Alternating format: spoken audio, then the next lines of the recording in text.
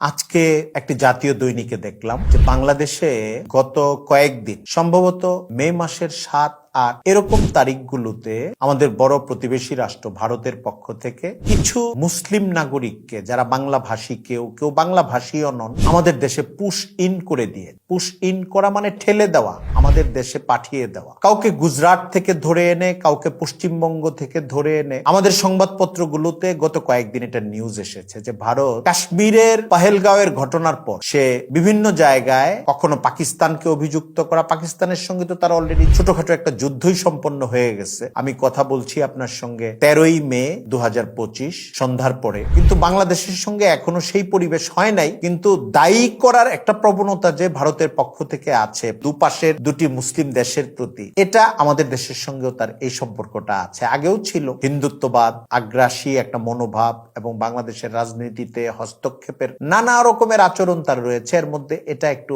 আরো বেশি বিব্রতকর এবং পীড়াদায়ক যে তাদের দেশের বাংলাভাষী মুসলিম অথবা বাংলাভাষী না হলেও বিভিন্ন জায়গায় দরিদ্র মুসলিম যারা কেউ মুম্বাই, কেউ গুজরাট, কেউ পশ্চিমবঙ্গের কোনো প্রান্তে, কেউ বিহারে, কেউ উত্তরপ্রদেশে, কেউ দিল্লিতে পরিযায়ী বলা হয়, শ্রমিক, যারা ভাসমান শ্রমিক আশেপাশে বাড়ি ঘর করে থাকেন। অনেকে আছে দখল বেদখল হয়ে যাওয়ার পরে তার বাড়ি ঘর ভিটে ওইভাবে নাই, নদী ভাঙনের শিকার হলে আমাদের এলাকার মানুষ যেমন হয়, এরকম গোটা ইন্ডিয়া জুড়েই বিভিন্ন ধর্মের মানুষের মধ্যেই দরিদ্র শ্রেণীর ক্ষেত্রে এরকম ঘটনা আছে যে তার আগের ভিটে বাড়িটা ওইভাবে নাই। তো এমন কিছু মানুষ যাদেরকে ধরে এনে 200-র উপরে হবে খাগড়াছড়ি, পার্বত্য চট্টগ্রামের খাগড়াছড়ি দিয়ে কিছু মানুষকে ঢুকিয়ে দেওয়া এবং সুন্দরবন দিয়ে কিছু মানুষকে ঢুকিয়ে দেওয়া। রিপোর্টাররা লিখেছেন যে স্থলভাগের যেসব জায়গায় বিজিবির লোকজন পাহারায় থাকে সেই সব জায়গা ফাঁকি দিয়ে একটু দুর্গম এলাকা যেখানে মানুষের যাতায়াত কম এবং আমাদের সীমান্ত রক্ষী বাহিনীগুলো ওইভাবে থাকে না, সেই সব জায়গা বাছাই করে করে এই কাজটা তারা করছে। বাংলাদেশের পক্ষ থেকে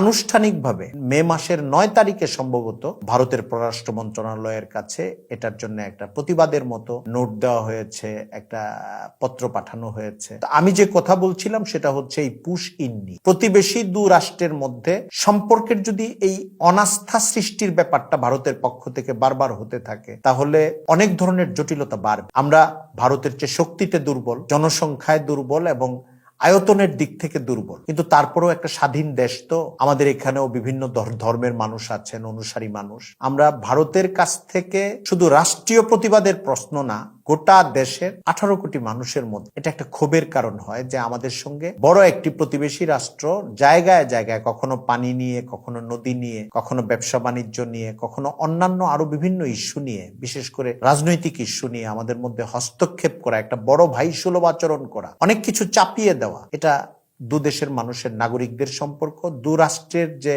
আন্তরাষ্ট্রীয় সম্পর্ক, এখানে অনেক বড় জটিলতা তৈরি করে, যেটা আসলে হওয়া উচিত না প্রতিবেশী রাষ্ট্রের মধ্যে। আমাদের সীমান্তগুলোতে তারা হামলা করে, মানুষ মেরে ফেলে, ধরে নিয়ে যায়, জায়গা দখল করার চেষ্টা করে। এটা গত 20-30-40 বছর, বিশেষ করে লাস্ট 10-15 বছর এটা একটা জ্বলন্ত ইস্যু যে বিএসএফ এর মাধ্যমে, ভারতীয় সীমান্ত বাহিনী, তাদের মাধ্যমে আমাদের জনগণকে বিভিন্ন সময় মেরে ফেলা, গুলি করে মেরে ফেলা সীমান্তে। তো এর মধ্যে এখন পুশিনের একটা জিনিস শুরু হয়েছে। ভারত এটা দাবিই করতে চায় যে তাদের দেশে পাকিস্তান এবং বাংলাদেশের অনেক নাগরিক নাকি বসবাস করে। এটা একটা বিদ্বেষপ্রসূত, বিশেষ করে মুসলিমদেরকে নাগরিকত্বহীন করার একটা প্রয়াসের অংশ হিসেবে এই কাজগুলো ঘটে এবং এ জাতীয় ঘটনাগুলো প্রায় সবগুলোই বিদ্বেষপ্রসূত।